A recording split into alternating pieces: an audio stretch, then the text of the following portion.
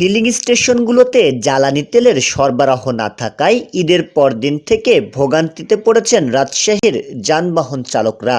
তেলের পর্যাপ্ত সরবরাহ না থাকায় রাজশাহীর অধিকাংশ ফিলিং স্টেশনগুলোতে দড়ি টানিয়ে বা নোটিশ দিয়ে কার্যক্রম বন্ধ রাখা হয়েছে। একটি ফিলিং স্টেশনে তেল দিচ্ছে, তাও দীর্ঘ লাইন। প্রায় ৬ থেকে ৭ ঘন্টা লাইনে দাঁড়িয়ে তেল পাচ্ছেন গ্রাহকরা। ফিলিং স্টেশনগুলোতে হেলমেট, ড্রাইভিং লাইসেন্স, গাড়ির রেজিস্ট্রেশন কার্ড যাদের আছে শুধুমাত্র তাদের কাছে তেল বিক্রয় করা হচ্ছে। মোটরসাইকেলগুলোতে ৫০০ টাকা এবং কার গাড়িগুলোতে ১৫০০ টাকা পর্যন্ত তেল পাচ্ছেন গ্রাহকরা। ফিলিং স্টেশন সংশ্লিষ্টরা জানিয়েছেন, ডিপো থেকে চাহিদার তুলনায় অর্ধেকেরও কম জ্বালানি তেল পাওয়া যাচ্ছে, যার ফলে তারা গ্রাহকদের চাহিদা মেটাতে পারছেন না।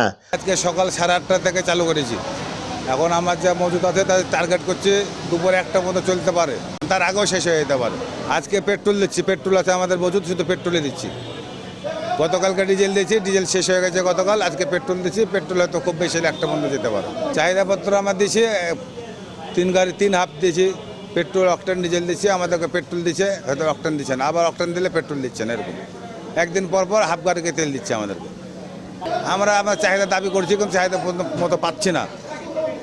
আমার যতটুকু চাহিদা, এক গাড়িতে আমার ধরেন যে 3 চেম্বারে 13,500 তেল আসে, সেখানে আমাদেরকে দিচ্ছে half chamber, half diesel, half octane, অথবা হাফ পেট্রোল হাফ ডিজেল, এইভাবে দিচ্ছে। এক চেম্বার সবসময় ফাঁকা থাকছে। অনেক ক্ষেত্রে তেল না পেয়ে ক্ষুব্ধ গ্রাহকদের সাথে পাম্প কর্মচারীদের বাক বিতণ্ডা ও ধস্তাধস্তির ঘটনা ঘটছে। ডিপো থেকে শতকরা ৭৫% তেল দেওয়ার কথা বললেও বাস্তবে তা মিলছে না। এজেন্সিগুলোতে ৪০ থেকে ৫০% ঘাটতি থাকছে। ফলে জেলার ৫০টি পাম্প ও 10টি এজেন্সি গ্রাহকদের চাহিদা মতো তেল বিক্রয় করতে পারছেন না।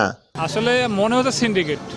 এই জন্যই বলবো যে তেলের দাম মানুষের মুখে প্রচার হচ্ছে যে তেলের দাম বাড়বে। এটা যে সরকার যদি ভালোভাবে বলে দেয় তেলের দাম বাড়বে না, তাহলে মানুষ আর এই স্টক হয়তো করবে না। আমার মনে হয় অনেক স্টক করতেছে যারা বাইক চালায়। মধ্যে যেইগুলো তেল পাম্প আছে সবারই একই অবস্থা। তারপরে অনেক কষ্টের পরে যে তেলটা পেলাম, প্রায় 5.5 ঘন্টা লাইনে দাঁড়ানোর পরে তেলটা পেলাম। আমি শহরের নিউ মার্কেট এলাকা থেকে আসছি, তো সেখানে এখন প্রায় 11টা, 3-4 মিনিট হয়তো আছে। তো সেখানে এসে যখন 500 টাকা তেল দিচ্ছে, সেটাতে আমার গাড়ি ফুলফিল হচ্ছে না। এটা দুঃখজনক। আমার কাছে মনে হচ্ছে যে তেল ডিস্ট্রিবিউশনের বিষয়ে আর একটু সচেতন হতে হবে। সেটা হচ্ছে অন্তত যে কটা পাম্প আছে শহরের মধ্যে, সব পাম্পগুলোতে একসাথে যদি তেল দেয়, তাহলে পরে এই ভোগান্তিটা হবে না। প্রায় তেল পেয়েছি 5 ঘন্টা পর। আমি 6টার সময় এসে লাইনে দাঁড়িয়েছি। লাইনে দাঁড়িয়ে এতক্ষণ ধরে আস্তে আস্তে অনেকজন আছে লাইন ছাড়াও ঢুকে যাচ্ছে জোর করে। এখন কিছু বলা যাচ্ছে না। এখন এখানে তো মারামারি করার কিছু নেই। শাহরিয়ার হিমেল, ডেস্ক রিপোর্ট, নবরূপ টিভি।